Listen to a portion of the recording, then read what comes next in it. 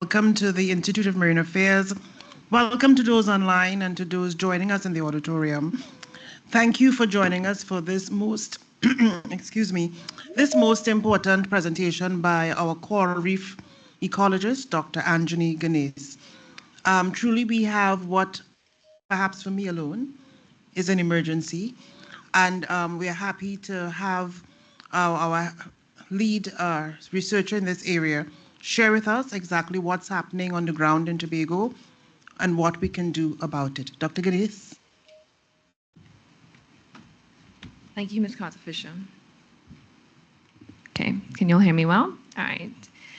Okay, so yes, my background is in coral reef ecology. I've spent some time in Australia doing similar surveys and assessments on the impacts of coral bleaching on coral reefs. And this is probably the first time that I'm doing it for my home country of Trinidad and Tobago. So we'll get straight into the presentation. We'll be talking about the mass bleaching events, not just this year, but also in 2023. So a bit of biology just to begin, just to recap, coral reefs are very important, ecosystem services. They're important for food security, for coastal protection, but also they're part of our island culture. So what happens in coral bleaching? So corals are a special organism. They are relative to jellyfish, but they have this very special symbiotic relationship, right? They have microalgae that live in their tissues, and that microalgae makes a home within the coral host, and it provides the coral with energy from sunlight. So the food for the corals are provided by that algae, and that algae also gives corals that brilliant, vibrant colors that we see on coral reefs around the world and in the Caribbean. However, that symbiotic relationship is really why corals are found in the tropical areas around the world. It allows the corals to grow to enormous sizes, like the giant brain coral we have in Speyside, but also the large corals that we have throughout the Caribbean. However, under stressful environmental conditions, that symbiotic relationship, really breaks down. So the warm temperatures, or if there's pollution, or if there's any kind of external disturbance, will break that relationship down. And what happens is that the algae gets expelled from the coral's host, and essentially the corals turn white. And that is that bleaching effect that we see. So when we refer to coral bleaching, this can happen at an individual level. So a single coral can be stressed out because of its immediate surroundings. It's being, impacted by competition or something, but it can happen at a mass scale. And we refer to mass coral bleaching when it occurs on scales of hundreds of meters, multiple reefs, several kilometers. In the case of the Great Barrier Reef, it would be hundreds of kilometers, all experiencing that thermal stress. And thermal stress or marine heat waves are really the main driver of mass bleaching in today's world. So a bit of background in terms of our role in monitoring the health of coral reefs around Tobago. IMA has been studying coral reefs in Tobago since the 1970s, but in 2010 is the first time we had a standardized monitoring protocol for assessing coral reef health. So if you want to look at the green solid line, right, a main measure of coral reef health is how much coral cover there is. So imagine a forest of trees. You want to have the biggest and the best trees for a healthy forest, right? That's because the forest trees provide habitats, they provide food, and the same goes for coral reefs. The corals create that infrastructure for organisms to utilize, and it creates the food, and it really creates that bustling underwater city that we've come to know. So when you look at the graph, the mean coral cover is that solid green line of hard coral cover, right? We started monitoring the year before the 2010 mass bleaching event, right? So at that point, our reefs were already being impacted by disease and hurricanes and other previous disturbances. At that point in 2010, the coral cover was about 30%, which is still relatively, doing okay. Unfortunately, after that bleaching event, we immediately saw a drop to an average coral cover of 15%, which means there's a loss of 58% of coral cover from that single bleaching event. Now, if you look at the green line, we continue to monitor every year annually to see the changes in that coral cover, but also to look at changes of how other reef components change in response to that disturbance. What we do notice, which is the most important thing, is that on average, the coral cover doesn't recover, right? This is an average of many sites. So you do get some sites with some recovery of coral cover, but on average, we find that it changed from maybe 14% to like 15.5% by the end of 10 years later. Corresponding with this, we see an uptake in turf algae, which is a main competitor of corals, right? And when turf algae take over, they tend to collect sediments and they create these mats which make it difficult for corals to settle and grow on. And I know the biology it's something new, but please bear with me. But what we need to understand about turf algae is that if it prevents coral recovery, right, we need to do something about controlling this scenario. And that is one condition that is impairing reef recovery in Tobago or making it extremely slow, right? Moving on to the history of heat stress for Tobago's coral reefs, right? So this is a graph. Oh, I didn't change it on this, sorry. So this is a graph of coral bleaching alerts over the last, I would say, 40 years, right? So from the 1985, so you get if you look at the blue range, it goes from 1980s and it turns green towards the early 2000s. And then it turns red in the 2010s to current day. And what you do see is a general trend that heat stress is just getting more and more common, right? So 2010 was an exceptional year in terms of heat stress, right? And we did receive coral bleaching alert level 2 back then. That coral bleaching alert level 2 means that you're going to get high coral bleaching and mortality of multiple species across several reefs, right? Back then, that was the highest bleaching alert level you can get. If you compare that with last year was comparable to 2010, right? But then this year, and we're still in this marine heat wave, you realize that 2024 is breaking all the records over the last 40 or so years, which is a concern that we need to pay attention to. So before my time, and previous fantastic scientists of the IMA have come up with a coral bleaching response plan, and which is what we've adopted, at least the IMA use to sort of respond immediately to assessing the impacts of coral bleaching. So today we tend to rely on NOAA, and they have the Coral Reef Watch, and they send out regular notifications of any threats to coral bleaching or any heat stress in the region. And we have a virtual station that is present for Trinidad and Tobago, which is a model essentially that is derived from sea surface temperatures, right? So we get regular emails to keep a lookout on, when the temperatures are warming up and when we need to look out for bleaching alerts. The second phase of that bleaching is the call to community. So IMA's base is in Trinidad and most of our coral reefs are in Tobago. So it is a logistical issue, but it is necessary that we communicate with the marine resource users and find out, hey, y'all are diving every week. Can you please tell us what's happening underwater? And so we get responses. We send out a call through social media, through our See It TT app, and we give phone calls as well to people that we work closely with in Tobago. Once we get enough, enough reports of bleaching, then it's time for us to go and check it for ourselves.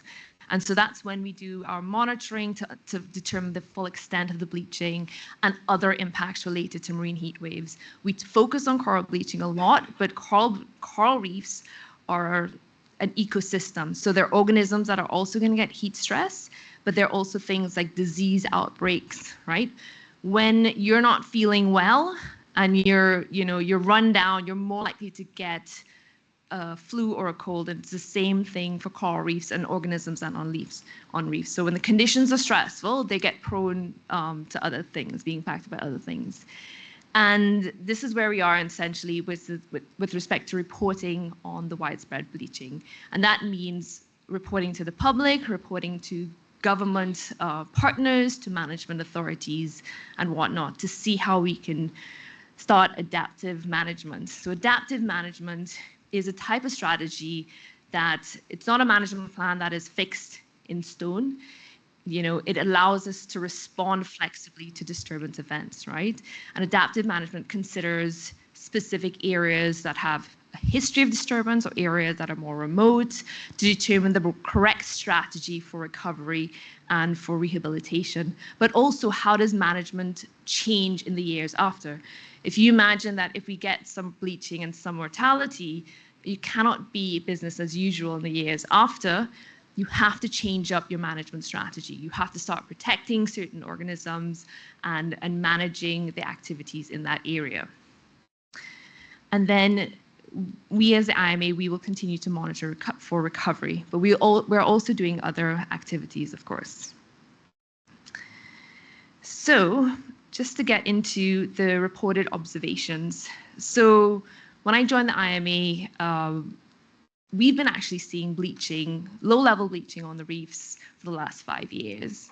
And even though the papers say that, you're going to get severe bleaching events periodically, the low-level bleaching is a concern as well, because you're just chipping off at the organisms that we rely on to provide this ecosystem, right? So since 2021, we've been reaching out to our partners, the marine resource users in Tobago, to find out what's happening every summer. So in 2021, there were some reports of pillar corals and brain corals happening, bleaching in Plymouth Reef and Flying Reef, mostly in the southwest of the island. In 2022, we got a little bit more observations, and that's because people got used to me annoying them with the calls. And so they were, we were getting people to respond and to be more open to reporting on the observations.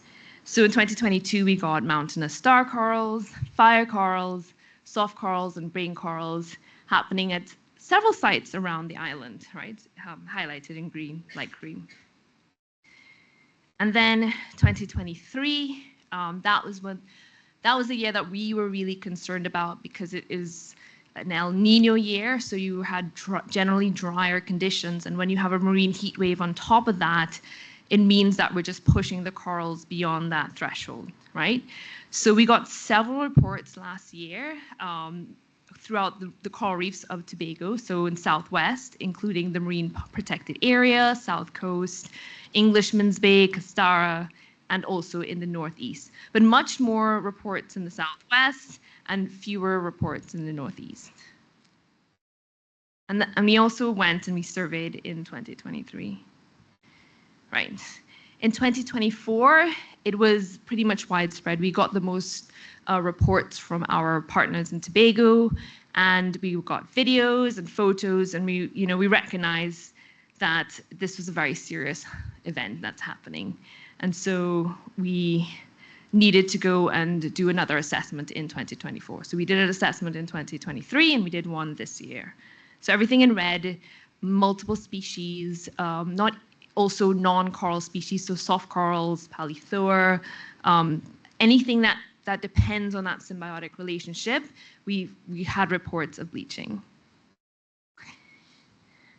So briefly about the bleaching observations in 2023. So just to give you a recap of the profile of how it went for last year, we received bleaching alert level 2 warnings in September, and then we started getting the reports from our marine resource users. In October, Apart from, observations of bleaching and mortality of like our barrel sponges in the south coast, we actually got reports of red tide, which is associated to marine heat waves. So yes, we're talking about coral bleaching, but there are other incidents that will happen in the ocean because of that thermal stress. So we received reports of the red tide along the Atlantic coast with associated fish kills, right?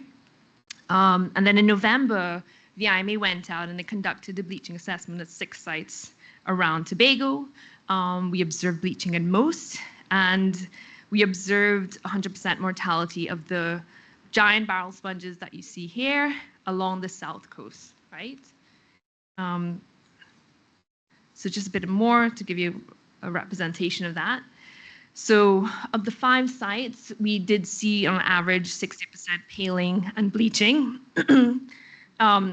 Largely, I think the worst was in Charlottesville. Charlottesville has one of our highest coral populations.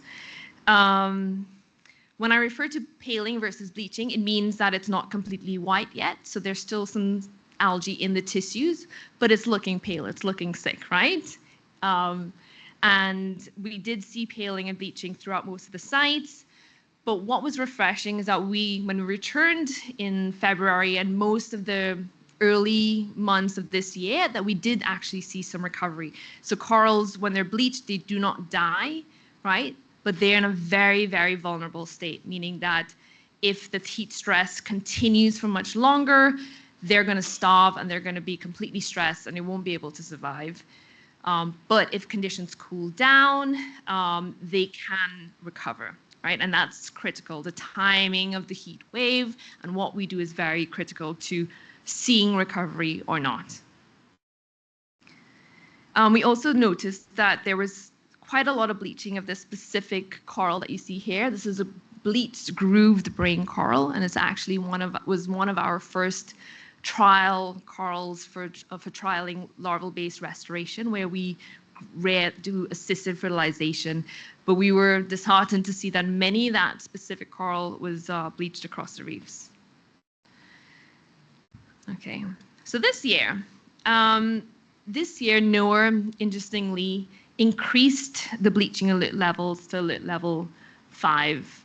And what they essentially wanted to do is that, they wanted to start to discretize, the different heat stresses of alert level 2, right? Because what they found is a lot of the reefs were getting to alert level 2, but they wanted to be able to further identify the categories of bleaching. So they've expanded the bleaching alert level up to 5, which was that dark purple.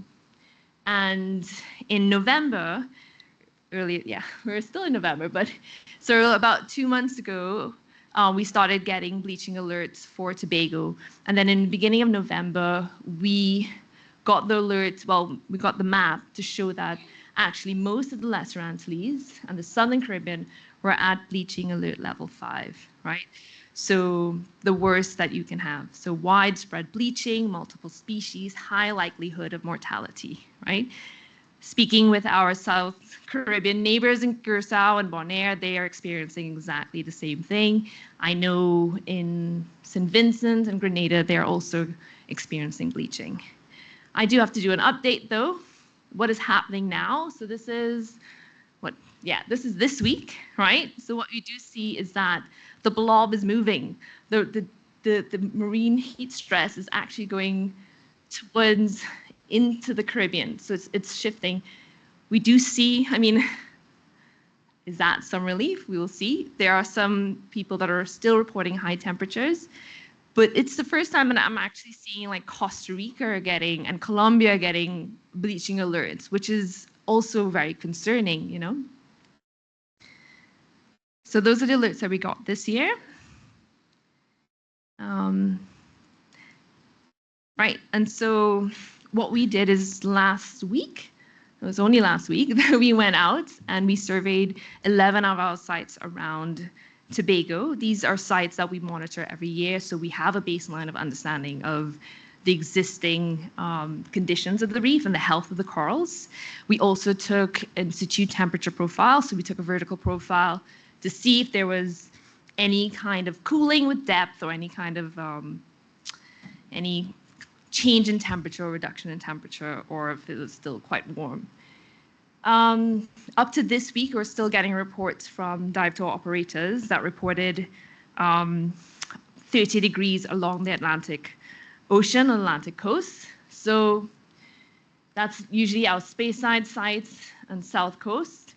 We did see temperatures dropping to 28. So just to pull it back a bit, our thermal stress threshold for corals for bleaching is about 29.4, right? And so if the temperature goes beyond that threshold for any extended period of time, that's when you expect the bleaching. We did see some sites along the Caribbean coast drop to about 28, but unfortunately the Speyside sites and the southern coast, mostly exposed to the Atlantic Ocean, were still quite warm, around 30 degrees. So what do we do when we get to the site? So we can't measure every, sorry, let me just stop that. We can't measure every reef and every inch and every depth of the reef. So we take a subsample. So at every site, we did 3 replicates of 20-meter transects, right? We focus on the depth of the highest coral diversity, which is usually between 8 to 12 meters. You get too shallow, you get these areas of lower diversity, but you want to get a good representation. So that's a good depth to deal with. But we did do observations at shallower depths where we know that they have the critically endangered elkhorn and staghorn corals. So essentially, that's what a transect looked like, and that was Mount Irvin Reef this year when we were doing the bleaching assessment there. When we were following this transect, which is essentially a line underwater for reference, we look at 1 meter on either side, and we look at all the corals there, and we determine 1, is it healthy or is it not healthy? 2, is it, if it's unhealthy, what is impacting it? Is it bleached? Has it recently died of something, or is there a disease impact, right?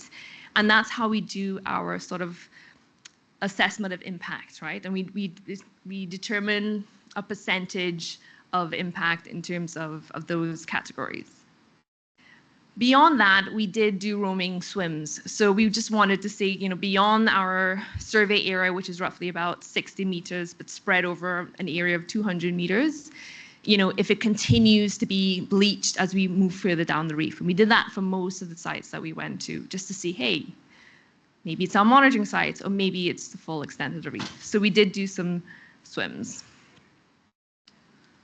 So I'll start off with the graphs because they're easier for me to process, but we looked at impacts by site. So what we realized is that the prevalence of bleaching was of the long-lived giant corals. These are slow-growing corals, which are very common on our reefs, right? These are the mountainous star corals, our boulder brain corals, and I'll show you species in the next slides. And what we realize is that, our survey is actually an underestimation of the extent of bleaching because we use percentage cover, which means that for imagine a giant coral that's 3 meters in extent, we count that colony as 1, and we compare it equally to a colony that's 5 centimeters in size, right? They're not the same, right? Those giant corals are the ones that are contributing most to habitat structure and most to the reef composition and growth, right?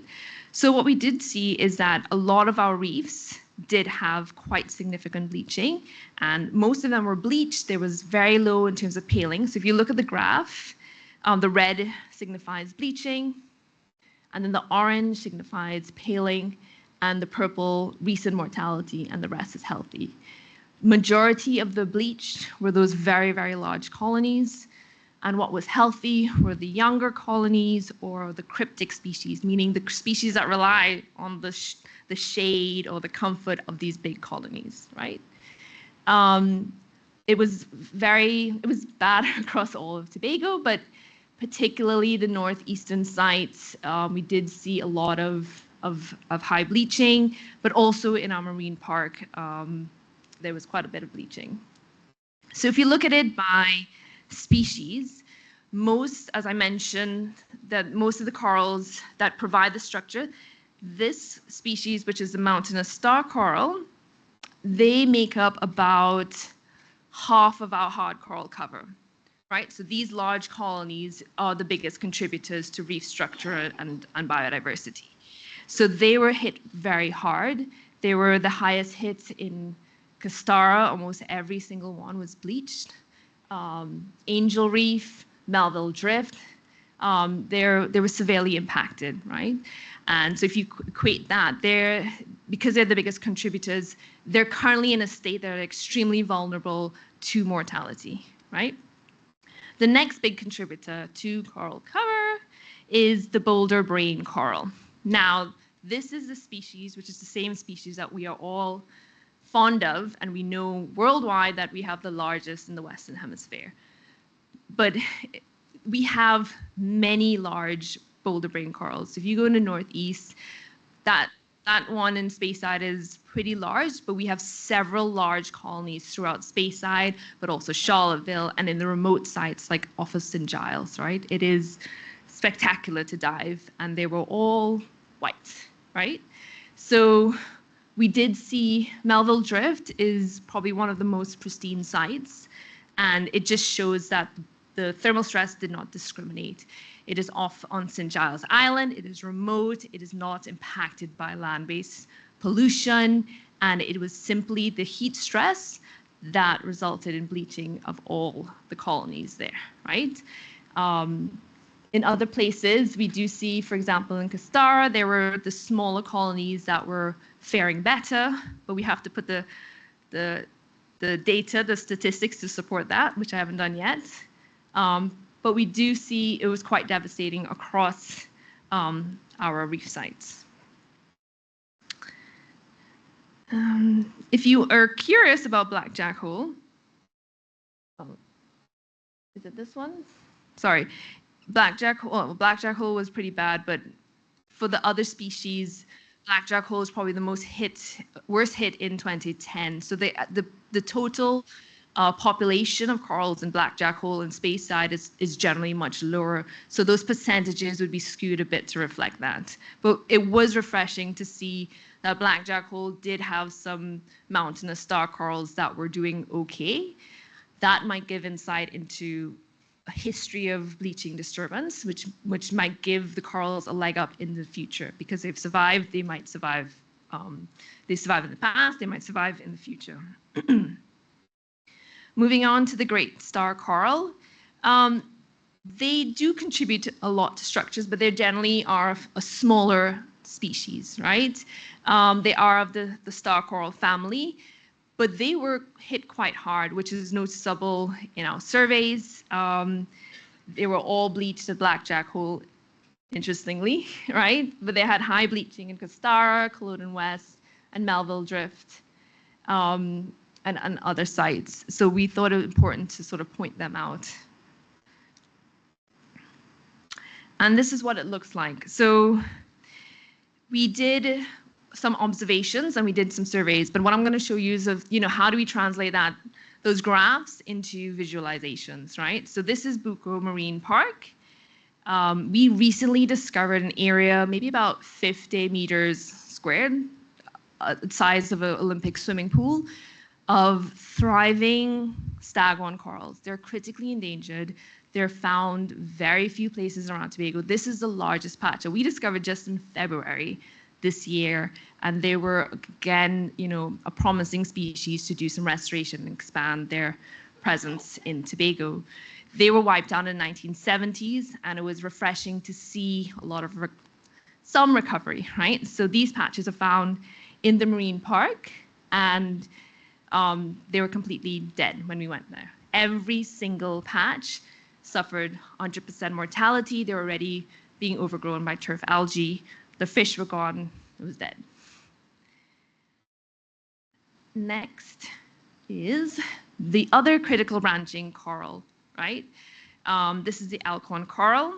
They were also suffered from that widespread mortality in the 1970s from disease, but we were seeing recovery in the shallows in the southwest Tobago, so also in the marine park, but also like in the shallows of Mount Irvine and other places around the island, right? It was quite a shock to us because we thought that they were coming back, that they would somehow do better. But again, the marine heat wave did not discriminate. It was 100% mortality in the Bonacord Lagoon back reef area. At the patches we observed, there might have been other patches that fared better. Slightly better news is that the patches that were outside of the lagoon, so like more in the Four Reef coastal areas and Mount Irvin, there was partial bleaching. So that's what this looks like. So this, just to be clear, is living reef, right? They have a very textured look, but this is a dead elkhorn where they have more of a fuzzy look. They'll just look like dried branches of a dead tree. And then this is a patch that we surveyed around Buccoo, but it had some mortality, it had some bleaching, but there also were a couple stands that were doing okay, right? So this is an example of, if you look at the bottom right of the image, in the center image, you can see where they have the dead colonies. And then if you look in the center, you see that bright white of the bleaching, which makes photography underwater really a nightmare, just FYI. That's why the images of bleached corals aren't great, because it reflects a lot of light. And then you have sort of the living corals in the back, right? So interesting stuff. When we think about the most popular reef, the most visited reef on the island, this is Coral Gardens in Buccoo Reef. So it's visited by glass bottom boats on a daily. In the summer, they're visited multiple times during the day. And this is, I would say, is the most visited reef on the island, right? It's very popular. The coral gardens are largely composed of this boulder star coral or potato coral, right? And they're fantastic, found in the lagoon, within a large area. And what we did see is a mixture similar to the Elkhorn coral. They were bleaching in some areas. Some areas they were doing okay. There was also mortality in other areas. So a mixture of responses to that heat stress, right? This, I think, in terms of like the most hardy corals that we have on the island, I would say these are them, because they're exposed to quite a lot of human activities. They're found in the lagoon, so they're exposed to a history of warming, a seasonal warming, and they have that history of heat exposure, like for example in 2010. So we really hope that they do recover, and we'll do more research on them.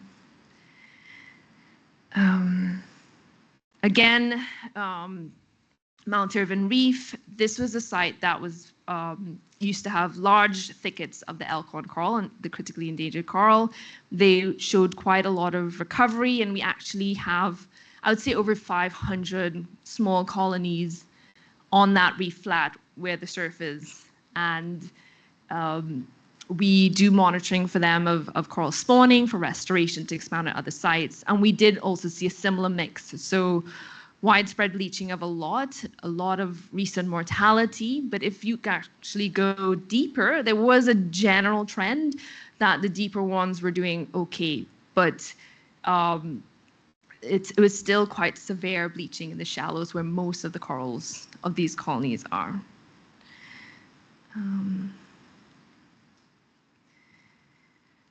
Reefs along the Caribbean coast. So this is Culloden Reef, and this is, again, is the mountainous star coral. It's hard to get a single colony in frame without actually seeing the details because they're so big. They can expand, they can be as wide as 3 to 5 meters in length and breadth, right? This is one of our sites, and Culloden Reef was fully bleached. And when it comes to this species, they weren't dead, they was extremely white, but bleached, right? Angel Reef is in Speyside, so off of Goat Island, and it's one of our healthier sites in terms of monitoring. It has the highest diversity of corals, and as you can see, they also have these large mountainous star corals. And if you look on the left-hand side, you see the bleached brain coral there at the end of the frame. And so we also see fully bleached but not dead. Melville Drift, I think this is the one that broke our hearts.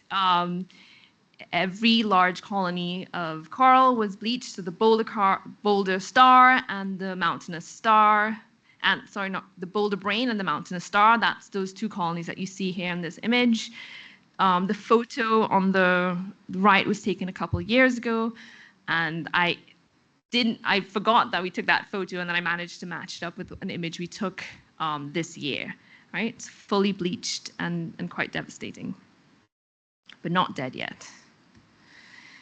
Booby Island, so this is a reef in Charlottesville. This is our, I think this is our, it's another very healthy site, and it's a site that we actually started doing coral-assisted fertilization strategies this summer, and we were collecting a lot of gametes, sperm and eggs to rare corals from a lot of the species on this site. So even when we were there in the summer, we did see quite a lot of paling.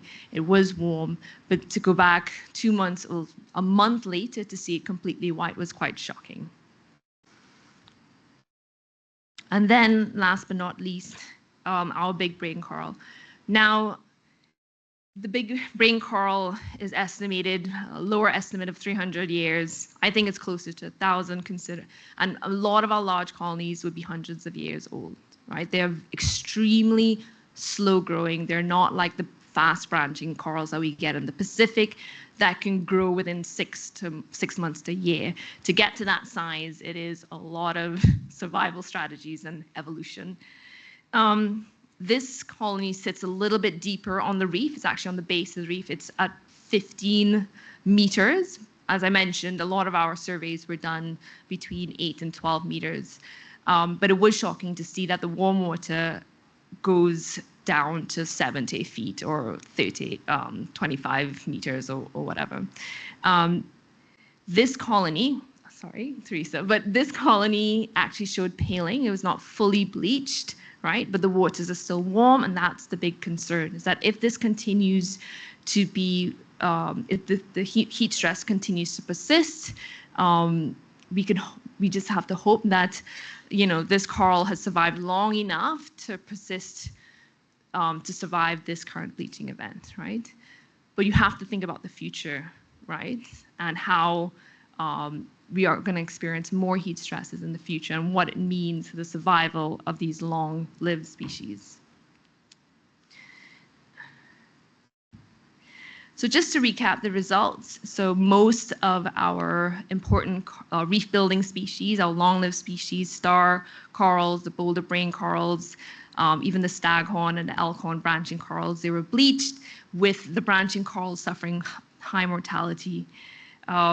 I want to reiterate that the corals aren't dead, they are bleached, but they are extremely vulnerable to disease, and if the heat stress continues to persist, it is a good likelihood that they will suffer mortality. We won't know that until we do our assessment next year at our monitoring sites, but the next couple of months is critical to continue to observe. In terms of the heat stress projection, it is in effect until mid-January, I think, or early January, sorry. But we're hoping for it to come down. So hopefully the Christmas season or the North Swells can bring some cold water down. Yes, so even though we surveyed quite a lot of the main reef sites based on our observations, the observations of our marine resource users and our actual assessments, we can say that bleaching is likely for all the reefs of Tobago. So what does that mean in terms of, you know, how we manage, how we care for the reefs in the future? I think there's immediate short-term to medium-term management considerations. So as I mentioned, the corals are extremely vulnerable to disease. There's one specific disease that we're looking out for, which is the stony coral tissue loss disease. It's decimated reefs throughout the Caribbean. It's not on our reefs yet, but it's in Grenada, it's in the southern Caribbean, and if they infect the corals, it is an even higher likelihood that they will suffer mortality as a result. So what we do want to tell people is that, you know, in terms of those who work on the reefs to continue to monitor the reefs for any kind of disease outbreaks. If the reef is extremely bleached, right, I recommend that you leave that reef alone. The reefs essentially need to go into ICU, intensive care, right? So that the chronic issues, our typical human activities, our spearfishing, our diving, it needs to be curbed during these critical months, right? The other thing to consider is that corals are slow growing, so you can't expect that a week or two, it's fine. It takes time, and we have to consider that if you want to consider Tobago, a future of coral reefs for Tobago, right? The other thing is that I recognize that diving and fishing is part of many people's livelihoods. And so if you do have to go to areas that are bleached, that you disinfect your gear, whatever it is, before you go on the reef. And if you're on the reef, do not touch anything. Even, when you're spear fishing, people tend to touch, or the spear would hit the reef. Any kind of abrasion or damage to that coral, the living tissue of the coral is on the surface. And if you abrade or scratch or cut that coral, it is more likely to get impacted by disease. It's going to get that infection and it's going to spread, right? So if you can, do not dive on reefs that are severely bleached. Dive the rocky areas, like the back of Mount Irvin, or there are a lot of rocky reefs around Tobago. Dive in those areas. The other thing to consider is that we are going to get some level of mortality. This is just based on the 2010 experience of mass bleaching, that mortality is going to happen to some of these corals, right? How much, we have yet to know. But what happens is when you have coral mortality, on a normal circumstance, when a coral dies, it leaves its skeleton behind, right? And that is where the reef structure builds, right? The coral dies, more corals settle and grow, and you build a reef that way, right? When you have high level of mortality happening at the same time, you will get turf algae growing immediately on those corals, right? And you do tend to get algal blooms in the aftermath of a coral bleaching event, because you just have that clean skeleton surface for anything to grow on. But in terms of a healthy coral reef, the organisms on the reef govern or kind of drive for corals to grow versus algae. And those allies are like our herbivores, our sea urchins, our parrotfish. They're extremely important to keep the reefs clean and to allow coralline algae, which is like another ally, to grow, a pink algae to grow instead of that turf algae, right? When you have such high level mortality, if that turf algae grows and then you get sediment runoff from land clearing or just a heavy rainfall, you get that turf algae with that sediment, which is not viable for coral recruitment. The second point is that corals spawn mostly in the summer. So it means that that reef has a couple months to condition itself for the corals, to receive the corals that recruit, right? So again, they need to be clean, they need to have the coralline algae, and they need to have the essential fish species to help with the coral recruitment, right? So in terms of our actions, I plead, do not eat any parrotfish or grazers or doctor fish or reef fish in general. They are there for that purpose. And to also look out for water quality. So, on the individual level, we need to be more mindful of what we put down our drains. Grey water, runoff from our households into rivers are a big culprit of algal blooms and nutrient pollution in our surrounding marine environments. But then we have to think about the community level and the infrastructure for a longer term, right? But if you could avoid clearing land or, any kind of construction activity that will cause runoff of high loads of sediment over the next couple of months, that would help the reefs. Just want to say that recovery is possible. It requires active stewardship now, right? It required active stewardship many years ago, but it just means that there's more urgency needed now. long-term considerations. So what do you expect when you start losing your corals and your reefs start degrading? You lose that marine biodiversity, that marine life that supports food security. It supports our coastline, and all those other ecosystem services that we benefit from.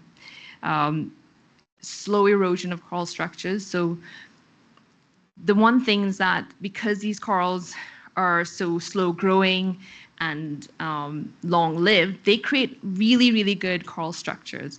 Where you're going to get the loss of coral structure first, meaning the branching corals are probably going to break down and turn into rubble. So you're immediately going to lose that three-dimensional structure that provided habitat for corals in the lagoon areas of Buccoo Reef, right? So that's something that you would expect. And in general, we are going to we're going to continue to be vulnerable to future climate impacts and future marine heat waves, right?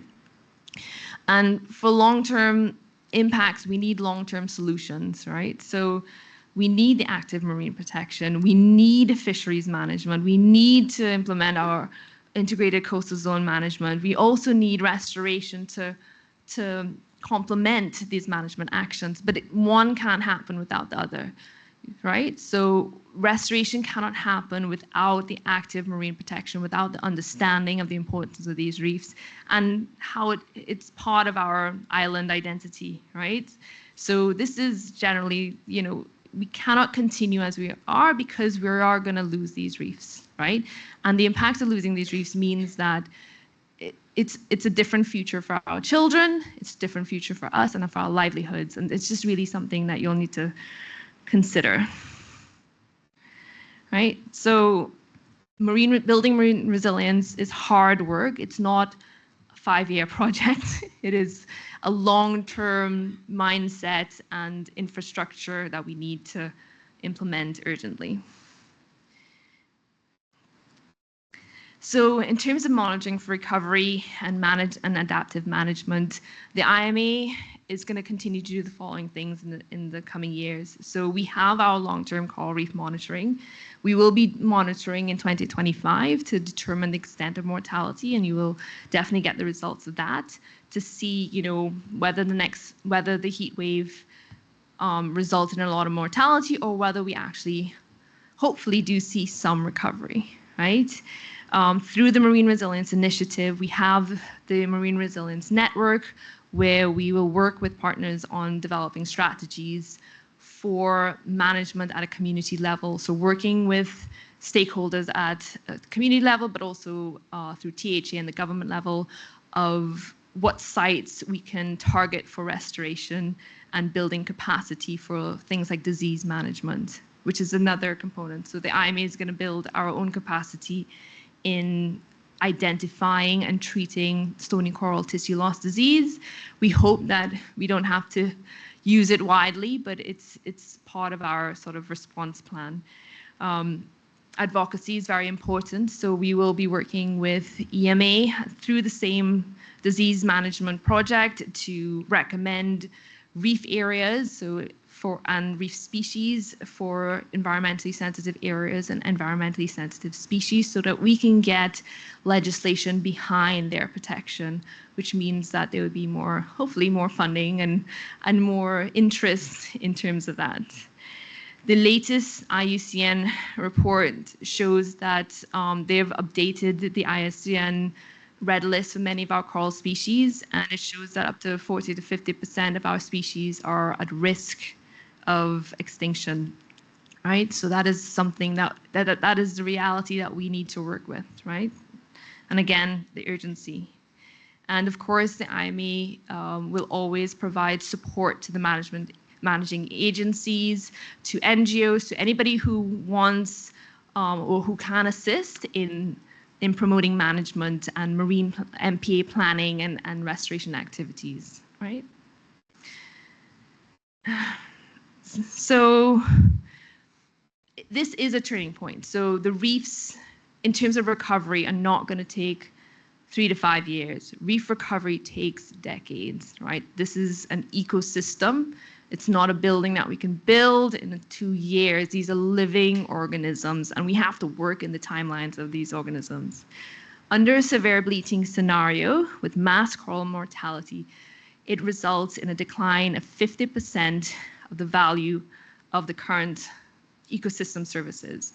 So for Tobago, according to Burke et al. In 2008, coral reefs provide over 100 million, so 164 million US dollars in value when it comes to tourism, fisheries, and coastal protection. And we are at risk of losing 50% of that from this bleaching event, right?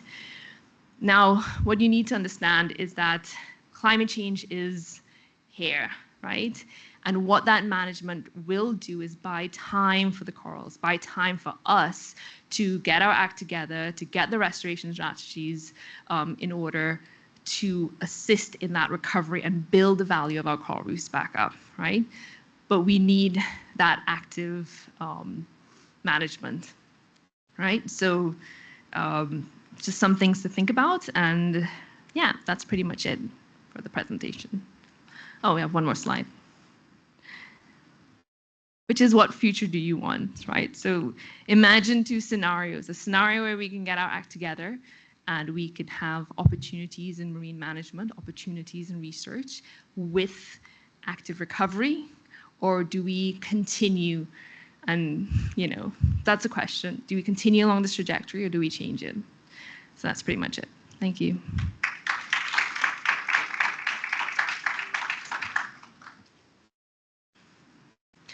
If there are any questions.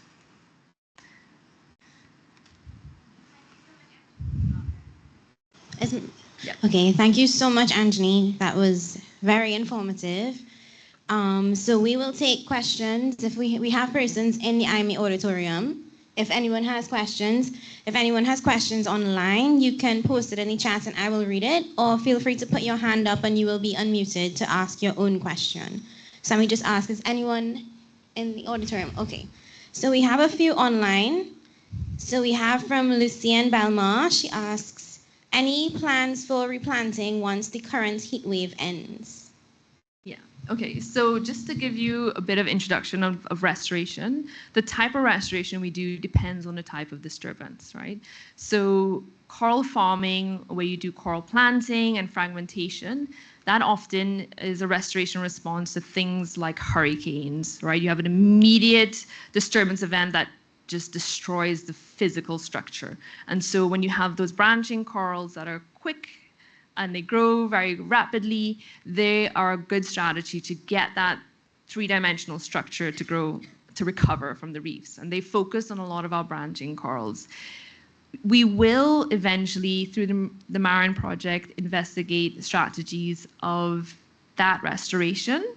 But for this event, remember, it's all our massive slow-growing species, and that type of restoration is less suitable, right? The type of restoration that we're looking at is assisted fertilization, which means that we are trying to get the corals to boost the corals' genetic diversity so they have different population, a future population of different traits that can naturally respond to these heat waves through their genetics, right? So essentially, if we take a pool, if we do assisted fertilization on a population, maybe a subset would be more resilient to heat stress. Maybe they are more resilient to coral disease. So we are trying to do restoration that focuses on a future of uncertainty, right? Where you have many types of disturbances, but we want to have them to naturally build their resilience. I hope that answers. Okay, great. So on that note, we also had Jade Murray who's asking, by chance have you guys engaged with Coral Vita in the Bahamas, and how feasible is recreating that here? So it's similar. Yeah, so Coral Vita, just for everybody's understanding, is doing they have the Earthshot Prize, and they're doing a massive coral planting activity in Bahamas. And as I mentioned, we will be looking at those strategies in the near future, but not at the moment. Through the Marine Project, we're partnered with Seacor International, and they are an international organization that studies strategies of restorations under different circumstances. And they are a main partner of our project, and they guide us accordingly when it comes to the types of restoration that we should do. Thank you, Anjani. We have another question from Jade. She asks, how educated are the local fisherfolk on this and the Nylon pool tour persons? How has engaging stakeholders been going generally, and what has been the government's response? I could repeat any if you need. No, that's fine. So we have a very close relationship with a lot of the reef tour operators, some of the glass bottom boat operators that still tour the reef areas. They are well aware of it, right? So they describe that the reefs are turning white, but they're not turning brown again. They know that in the past, the heat stress has happened and the corals have recovered. I think, so they're well aware of it, right? In terms of the government response, so we had this similar seminar in Tobago specifically for Tobago stakeholders, because they are essentially the first responders in terms of management. From the marine park manager, there needs to be further discussion of what are the next steps. So IMA is working on recommendations similar to what you've seen in terms of management, but how that can be actually implemented to Tobago. So we hope to have meetings with them to actually discuss the logistics of that. We've got a response from the Division of Tourism, who are very interested in turning, dire or critical situations like this into opportunities that can both support people and ecosystems. So. Okay, great. Thank you so much. Before we move on to the questions, we just have one comment from Dr. Supal, who says that the UE Vet School would like to assist with disease monitoring and management. Fantastic. In Tobago. Alex, I see you have your hand up. I am going to unmute you. Allow your mic, and you can go ahead and ask your question.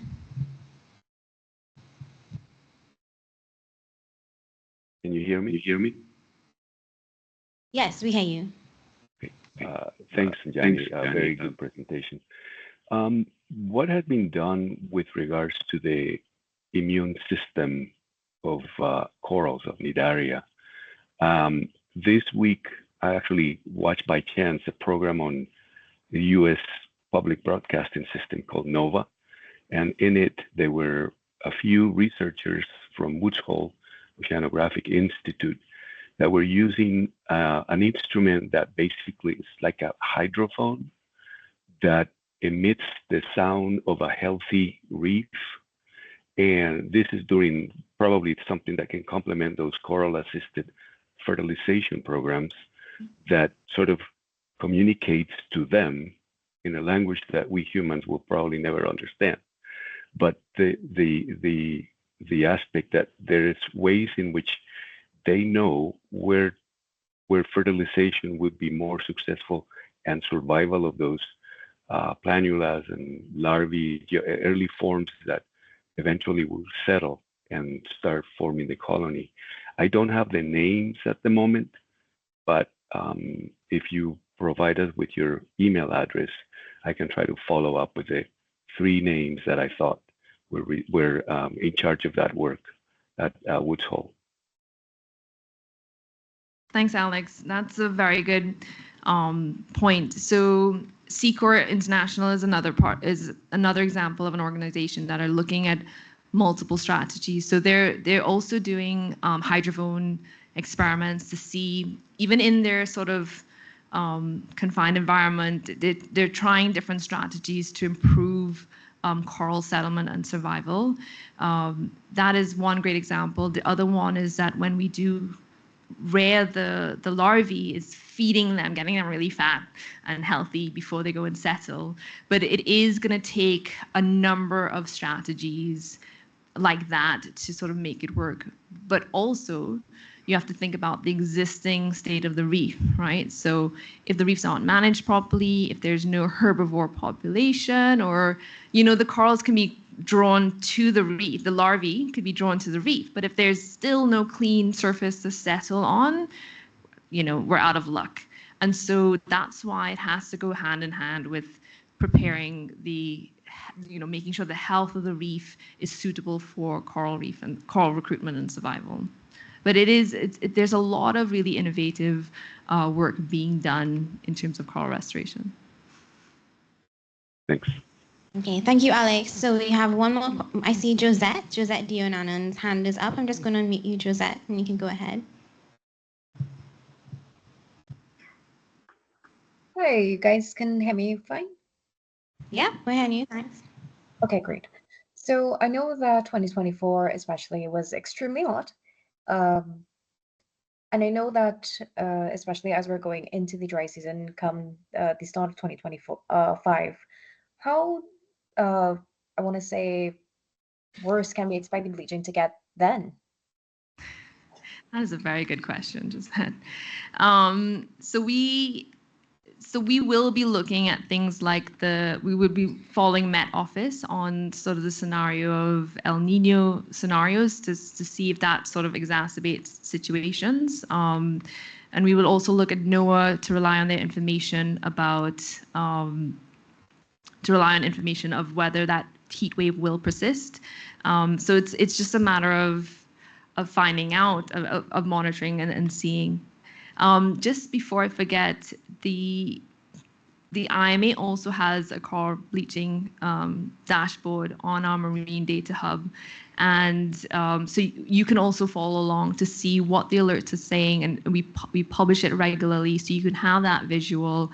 And yeah, but it's just time will tell to see in the immediate future if that marine heat wave will dissipate or get stronger. But one thing that we have noticed from previous years, like the 2005 and the 1997 bleaching events to now, is that marine heat waves are happening over multiple years now. So we had one in the Great Barrier Reef that was 2014, 2015, 2016, right? That's back-to-back heat waves during the summer, and that's what we're seeing now in the Caribbean as well.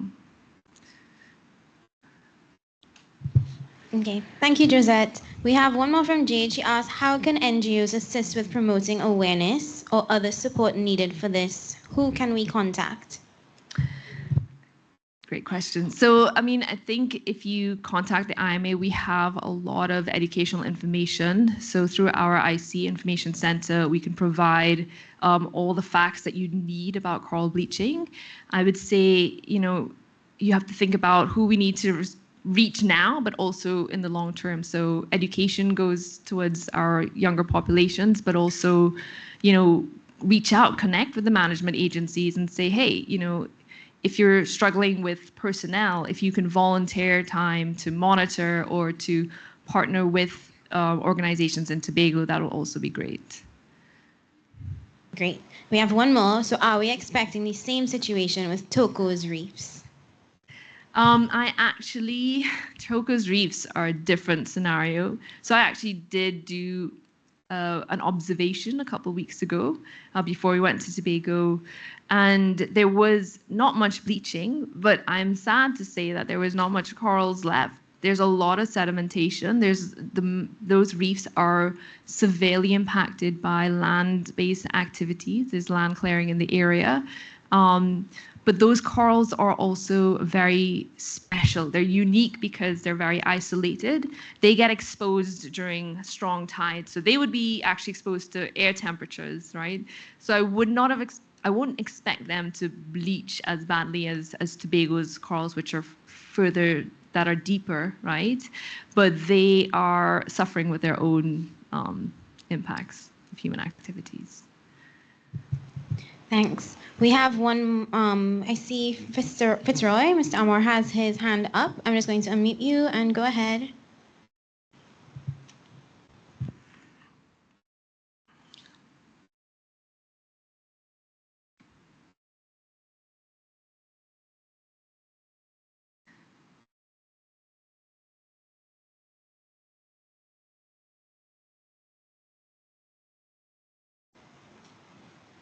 Hi, Fitzroy. If you want to go ahead, you can unmute and go ahead and ask your question.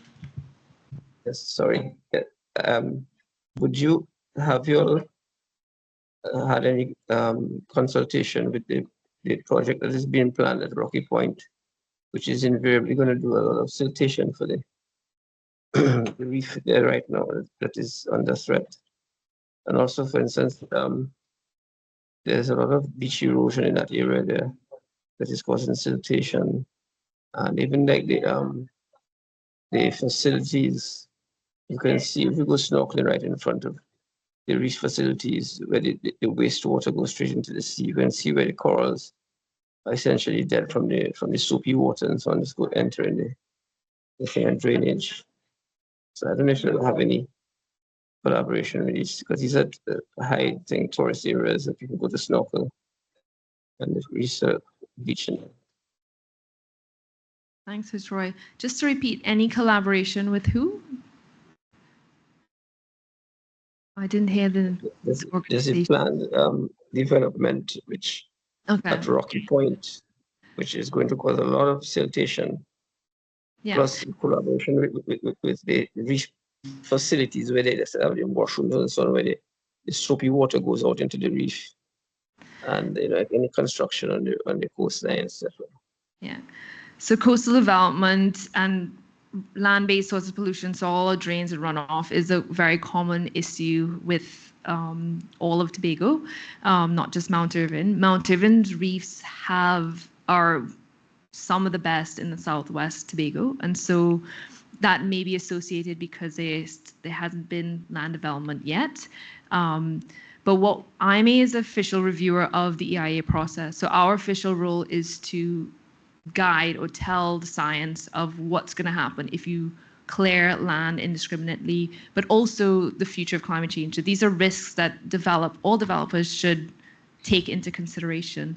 It's also the reason why we have the integrated coastal zone management plan, is so that when we start putting it into action, that developers can follow these guidelines to reduce that chronic stress that we're experiencing now.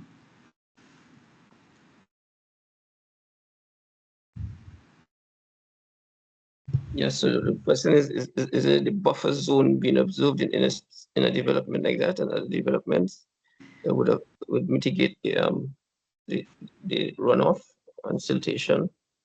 No, I won't be the right person to ask about whether they're putting in buffer zones or whatnot. We still have to review and go through the process. But buffer zones are definitely a must when it comes to protecting your coastal areas.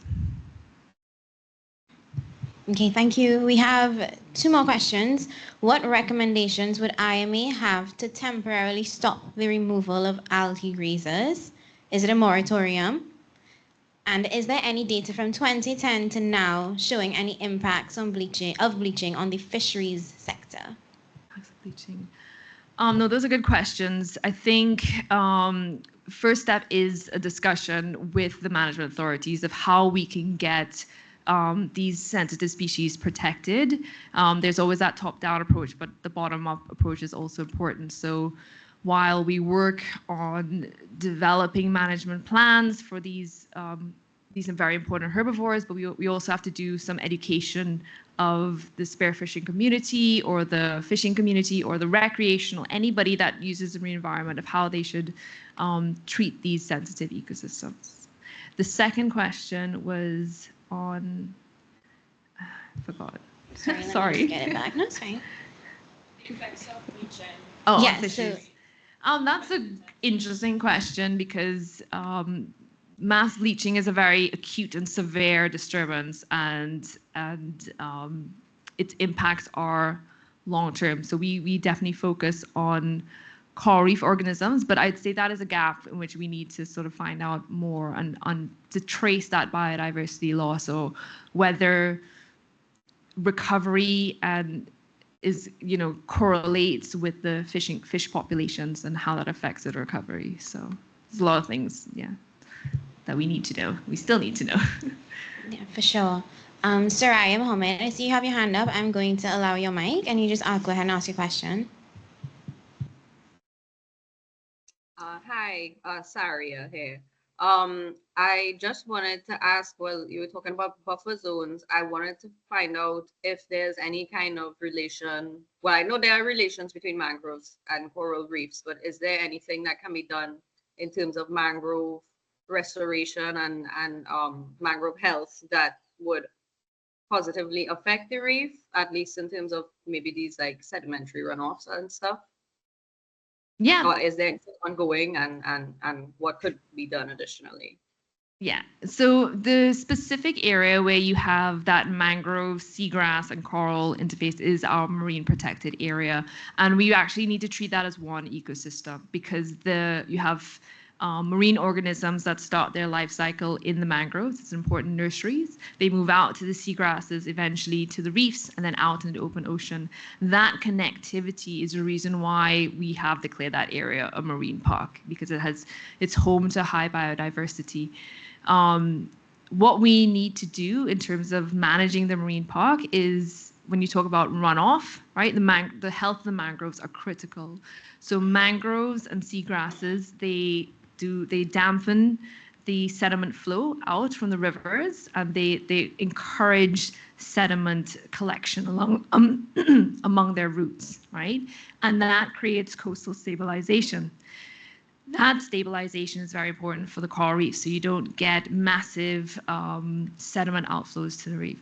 So when you think about the marine park area, and what I do see, apart from just managing the reefs, mangroves, is managing the activities behind the mangroves, right? So mangroves in Bonacor Lagoon will be suffering from a coastal squeeze. The further we push development to the edge and have more activities closer to those mangroves, they're going to suffer. I don't know, in terms of like mangrove restoration, it is something that we are also working on. I think most of our sites are currently in Trinidad, but we may have proposed sites in Tobago in the near future. And those are strategies that we are experimenting with. So whether mangrove restoration and coral restoration and seagrass restoration go hand in hand, I think it is good to sort of do it all together, but at the same time, it is one solution to a very big problem.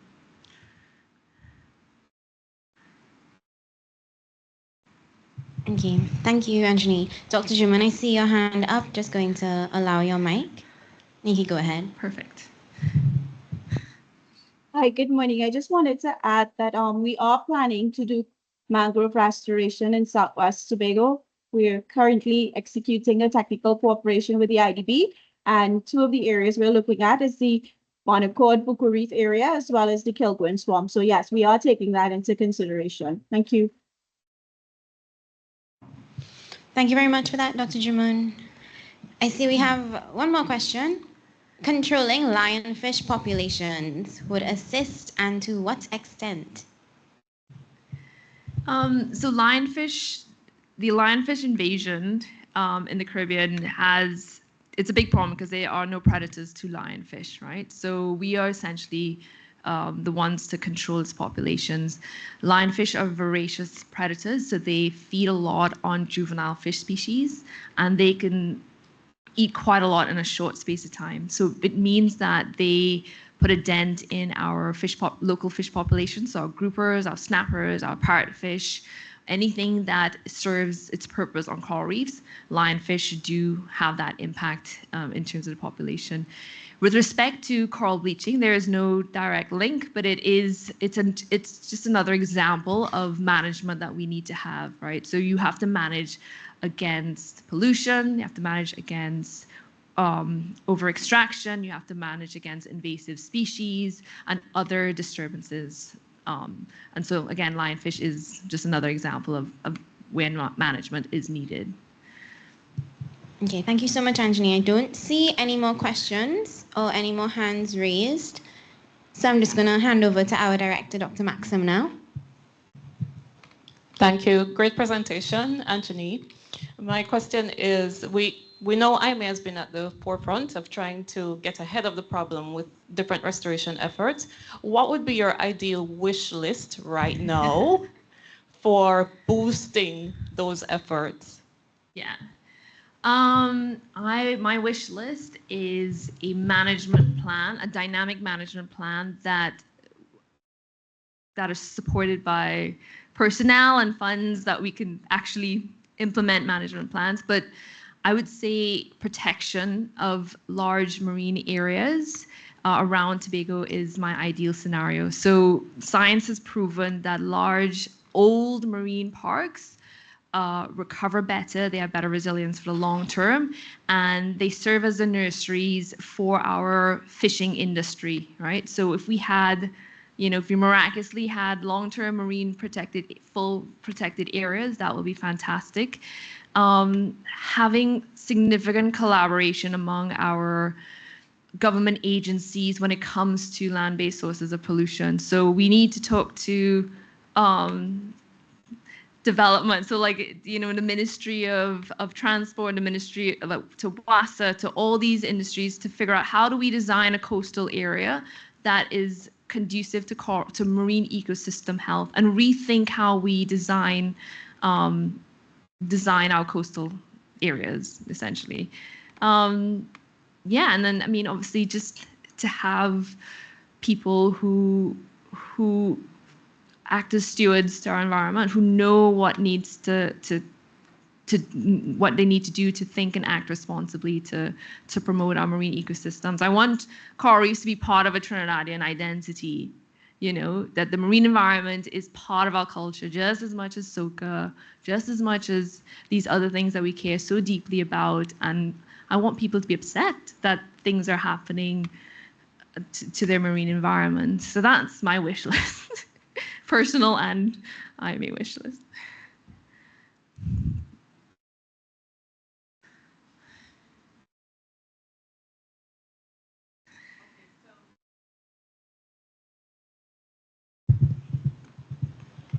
Okay, so we've noticed that there are no more questions coming from here or from online.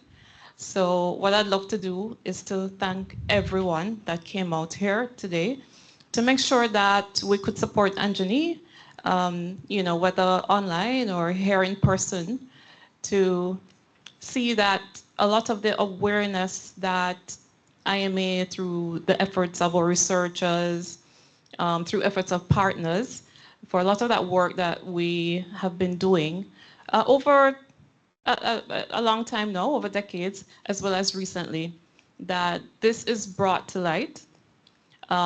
We'd never wish that it takes an event like this to bring this type of awareness to the importance of protecting and conserving our marine areas. But this is what is on our doorsteps now. And as much as we can mitigate and get in front of the problem, we want to encourage technocrats, we want to encourage our scientists, the general public or NGOs or private sector to collaborate and see how much more we can do for preserving what should be, as Anthony said, a part of our culture, an important part of our identity here in Trinidad and Tobago. So thanks again to everyone. Thanks to all the technicians who's making this possible, the camera crew, a lot of the media that has shown up today, and of course to the staff of IMA, without which any of this is not possible. So thank you so much, everyone.